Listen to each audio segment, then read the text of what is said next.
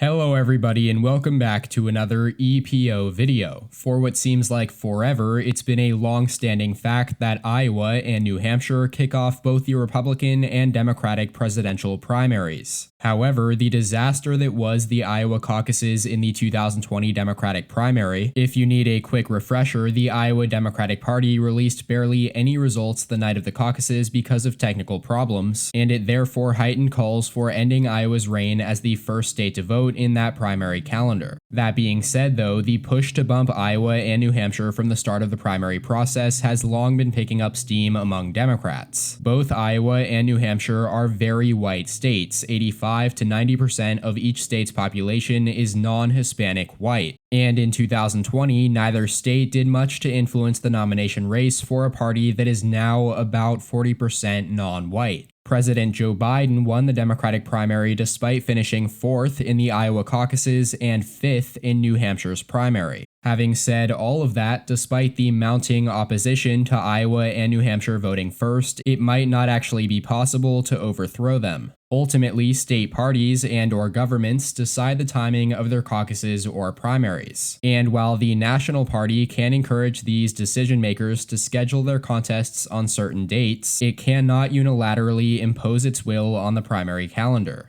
Furthermore, because Republicans seem intent on keeping the two states in prime position for the 2024 campaign, it might even be more difficult for Democrats to make any changes. It is true, though, that Iowa and New Hampshire are not representative of the Democratic electorate. Using data from the 2016 Cooperative Congressional Election Study, a survey of more than 50,000 people conducted by YouGov, 538 reordered the Democratic primary calendar based on the similarity of each state's Democratic electorate to the party's nationwide voter base. And there I found that Iowa and New Hampshire ranked in the bottom half of states in terms of how representative they are of the Democratic Party's voters, and thus would vote near the end of the primary season. Before we move on, one thing I should note is that this analysis uses data from the 2016 presidential election, but considering how highly correlated the 2016 and 2020 contests were, it's hard to imagine that the order would change that much if we had final 2020 data, which we don't quite yet.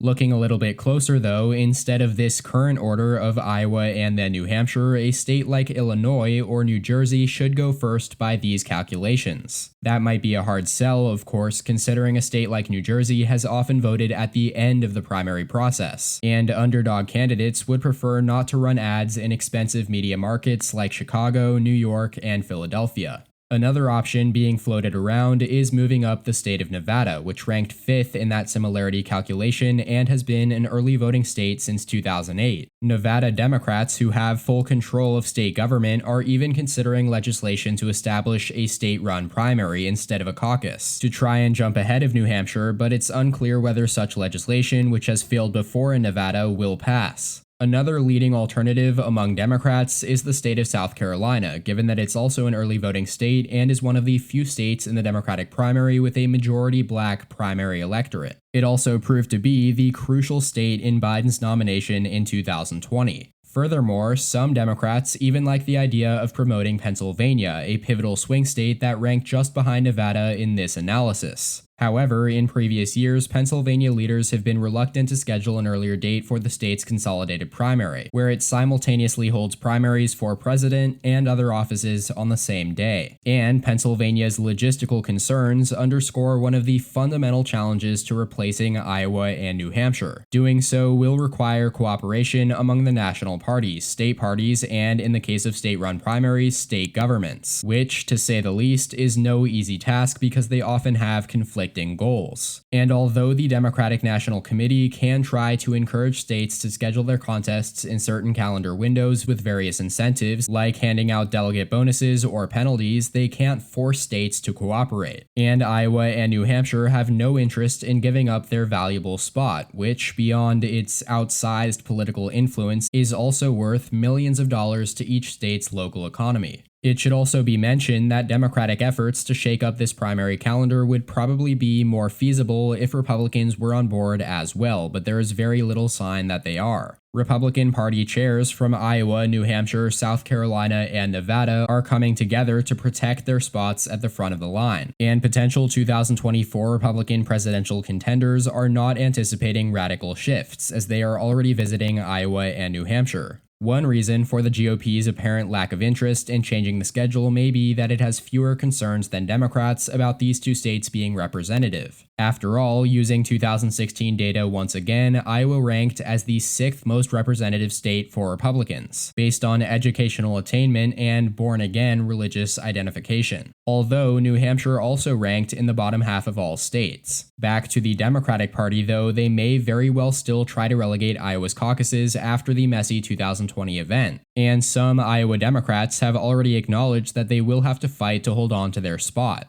But again, because the GOP is not moving to remove Iowa, attempts at this revolutionary change many Democrats want may be a bit unfeasible. Now, it is true that moving Iowa's caucuses would not be as difficult as moving the primary in New Hampshire because they are a party-run event and don't involve the state government. But even if the DNC heavily penalizes Iowa and New Hampshire for going first by reducing or even eliminating their delegates, it certainly does risk a situation where Republicans are still competing first in those states, which could in turn prompt Democrats in those states to still hold their contests at the same time as Republicans, hoping that the intense media coverage of the races preserves their influence over the overall nomination race. So in conclusion, at this early stage, I can't say what the primary schedule will look like in 2024, or even if Democrats will have a competitive race. After all, President Joe Biden has said he plans to seek re-election, but he will be 81 years old in 2024. What we can say at this point, however, is that making major alterations to the nomination calendar has never been easy. If it were, things would have changed already. And attempts to remove the two states that have long had a stranglehold at the top of the calendar might prove to be especially messy, if not impossible.